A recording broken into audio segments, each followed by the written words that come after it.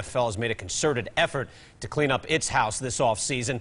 Now the man once seen as the future of the league officially has a problem with the law and the league. Kelly Naki broke this story for us. She joins us on the phone right now. Kelly, start off. What do we know about the indictment? Well, it's a 19-page indictment. It was released just before 5 p.m. Eastern Time. It charges that Vic and three of his associates, Pernell Peace, Quantas Phillips, and Tony Taylor, with the same charge of conspiracy to travel in interstate commerce in aid of unlawful activities and to sponsor a dog and animal fighting venture. Now, the indictment alleges that Vic, referred to by the nickname Ookie, bought the property on Moonlight Road to serve as the main staging area for the housing and training of pit bulls involved in animal fighting, and also for hosting dog fights. He established a kennel, Bad News Kennels, to represent his dogs in dog fights. He bought and trained pit bulls for dog fighting competitions. He bought them from states North Carolina, New York.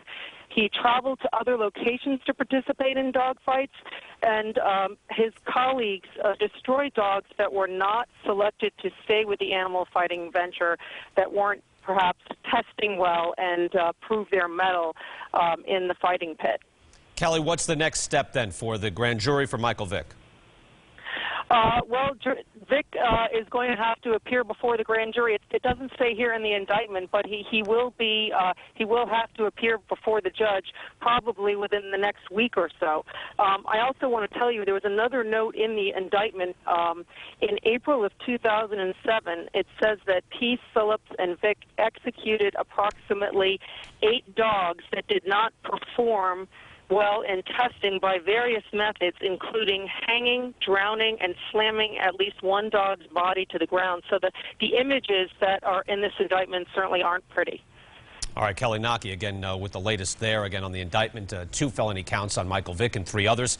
Chris Mortensen joins us on the phone right now. All right, Chris, there's a lot to digest here, but what about the Falcons? What about the NFL? What do they do now? Well, let's start with the Falcons first. Arthur Blank, the owner of the Falcons, is actually out of the country with Rich McKay, the team's president and general manager.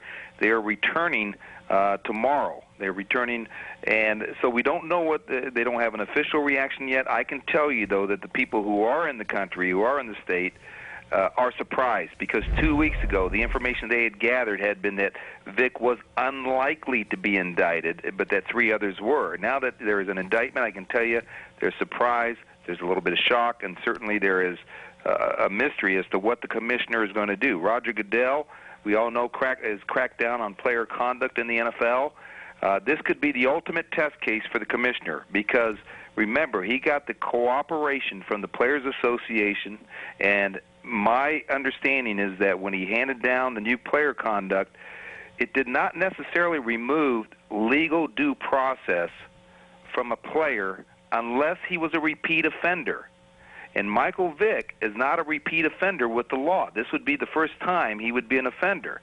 The only exception to it could be maybe, if the league could corroborate these facts on its own independently, and they just feel compelled to do something. But the way it was explained to me is that if you're not a repeat offender, you get to go through your legal due process. An indictment is only one step of that process, not the finality of the process. Right. Chris Mortensen joining us on the phone here on SportsCenter. You bring up a good point, Chris, in that he's not a repeat violator, also not convicted, just indicted. So if this goes into the season, and it'd be difficult to figure that they'd be able to get more on their own investigation than the federal authorities have done at this point. So do you see this going into the season and Michael Vick out on the field, being that you wouldn't figure this would be in any way finalized and figured out completely in the federal courts by the time the season opens? It's a good question, Brian. Honestly,